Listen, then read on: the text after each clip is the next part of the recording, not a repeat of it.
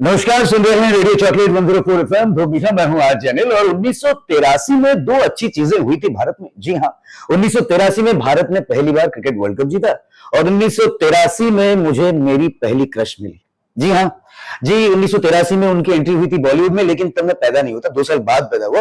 लेकिन जब से होश संभाला वही मेरी पहली क्रश थी, क्योंकि माधुरी दीक्षित, श्रीदेवी, इन सबको बड़े लोग ले गए थे और यही बची थी मेरे लिए। वाह, क्या खूबसूरत दिखती थी स्क्रीन पे, क्या हंसती थी, क्या नाचती थी, क्या dance.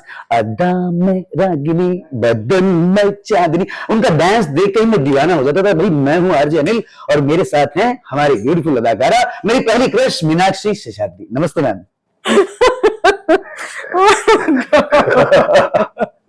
Wow, you are something else. नमस्कार। सो मैम, 1983 में पहली फिल्म, उसके बाद फिर हीरो की एंट्री। नाम फिल्म का हीरो था, लेकिन उसमें हीरो भी हीरो बन गए, हीरोइन भी हीरो बन गई, सब हीरो बन गए। तो क्या क्या थी वो स्टोरी, हीरो की story? Hero was the love story of a criminal, है जी, ना? जी। वही स्लोगन था। पर सुभाष घाई जो डायरेक्टर, प्रोड्यूसर, राइटर हैं, उन्होंने अपनी फिल्मों में हमेशा हीरोइन को फैंटास्टिक रूप में पेश किया है।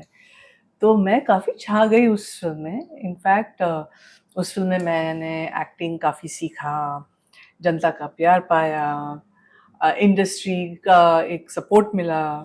और इतनी बड़ी हिट फिल्म थी। उड़ीसा में कैसे चली वो मैं नहीं ठीक बता सकती, लेकिन तमिलनाडु में वो फिल्म मद्रास, चेन्नई शहर के एक थिएटर में 1 साल तक चली।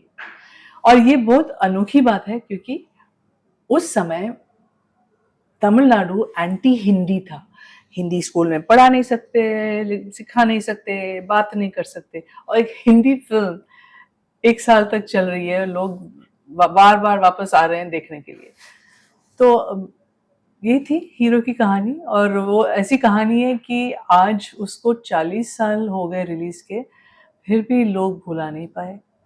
मैं भी नहीं भुला पाया हूँ, तब से प्यार करता, मतलब क्रश हैं वो मेरी। अभी ज्यादा बोलूंगा तो हरीश जी नाराज हो जाएंगे, राइट? मैसूर जी। हरीश जी को छोड़ो, मैं यहाँ हूँ ना मारने के लिए। ओके, सो मैडम को ये बात मैं आप सबको बताना चाहूंगा कि मैडम 4 क्लासिकल फॉर्म्स जानती हैं। सो मैडम, आप जब स्क्रीन पे आती थी उसमें बहुत डिसिप्लिन होता था, डिसिप्लिन वे से। लेकिन कभी कभी कुछ कुछ कैरेक्टर्स होते थे, जैसे कि घर हो तो ऐसा, उसमें आपके कैरेक्टर, वो जो अमिताभ बच्चन जी के साथ अपने वो शहनशाह में किया था वो कैरेक्टर, वो सब थोड़े अलग टाइप के कैरेक्टर थे। लेकिन आप वैसी नहीं थी, आप बहुत डिसिप्लिन थी। तो ये दोनों कैरेक्टर कैसे ला पाती थी आप? जब डिसिप्लिन होता है ना, तो आप कुछ भी कर सकते हैं जी। ये एक सीक्रेट है।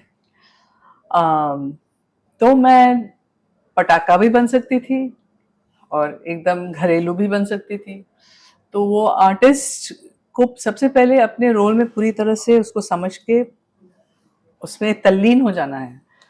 उसके बाद वो भले शोर शराबा वाला सीन हो या स्लोगन्स बोलने का सीन हो, आप कुछ भी कर सकते हैं। कुछ भी कर सकते हो, और मैडम कुछ भी कर सकते हैं। डांस कहो, एक्टिंग कहो, नाचना कहो, और घर होते हुए सामने कॉमेडी भी कर डाली। इतनी अच्छी कॉमेडी टाइमिंग थी इनकी। अनिल कपूर के साथ इनकी जम गई। मेरा नाम भी अनिल है। आपकी अनिल साहब के साथ अच्छी जोड़ी जमती थी ना? मैक्सिमम फिल्में मैंने अनिल कपूर के साथ की हैं। जी। मेरे 80 फिल्मों में उनके साथ शायद 7-8 फिल्में जोड़ी में हैं। तो जितने हीरो के साथ भी हमने काम किया, विनोद खन्ना कहिए, सनी देओल कहिए, अनिल कपूर, आपको सबसे अच्छा किन के साथ काम करके अच्छा लगा था? हाँ, मैं अभी बता रही थी कि मेरे फेवरेट को स्टार हैं गोविंदा जी। क्योंकि ना तो सिर्फ वो वर्सेटाइल हैं, हर किस्म का रोल कर सकते हैं, पर वो दिल के बहुत अच्छे हैं। उनकी मम्मी बहुत बड़ी शास्त्रीय सिंगर हैं, निर्मला अरुण। तो वो और मैं एक्चुअली सेट पे कभी-कभी क्लासिकल गाना साथ में गाते थे। Very interesting equation. शायद ही उनकी और कोई हीरोइन के साथ उनका वैसा तालमेल था। एक और मैं इंटरेस्टिंग बात बोलना चाहूँगी कि 3 ऐसे हीरोज़ हैं जिनको मैं बहुत पसंद करती हूँ, और तीनों के नाम इत्तेफाकन उसमें ची है। गोविंदा CHI, चिची। गोविंदा चीची, ऋषि कपूर चिंटू चिंटू। और चिरंजीवी चिरू। चीरू। तो ये लोग सब अच्छे एक्टर भी थे, स्टार क्वालिटी भी थी, बहुत फ्रेंडली थे, बहुत शिवलरस थे। ये नहीं कह रही हूँ कि बाकी हीरोज नहीं थे, बट ये मुझे थोड़ा इंटरेस्टिंग लगा। इंटरेस्टिंग ची लगा। ची ची। ची ची ची। मैडम, हमने सुना है कि जितना पैसा आप फिल्मों में कमा रही थी, उससे ज्यादा पैसा मैसूर जी ने आपको दे दिया, इसीलिए आप बॉलीवुड छोड़ के फॉरेन चली गई। क्या ये सच है? उन्होंने उन्होंने पैसा नहीं, उन्होंने मुझे प्यार दिया जी। जी। और इसीलिए मैं बॉलीवुड छोड़कर चली गई। और तो हम लोगों की याद नहीं है इतना प्यार दिया उन्होंने?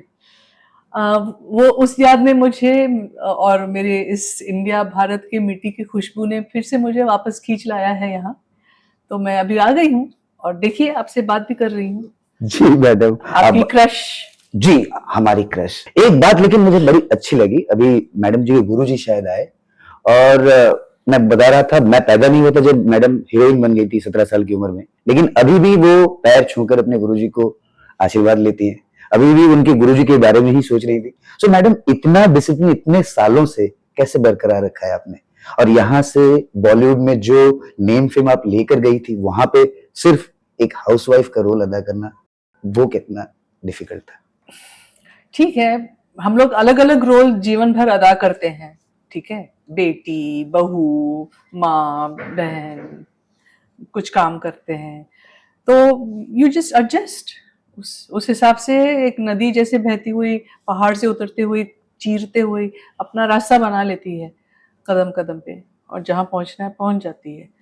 तो भले मैं यूएसए में थी या यहाँ हूँ या अभी फिर वापस आ गई हूँ, मैं अपने आप को सरेंडर कर देती हूँ कि बस ये करना है मुझे और मैं करती हूँ। सबसे ज्यादा प्यार आप किससे करती हैं, एक्टिंग से या डांसिंग से? डांस।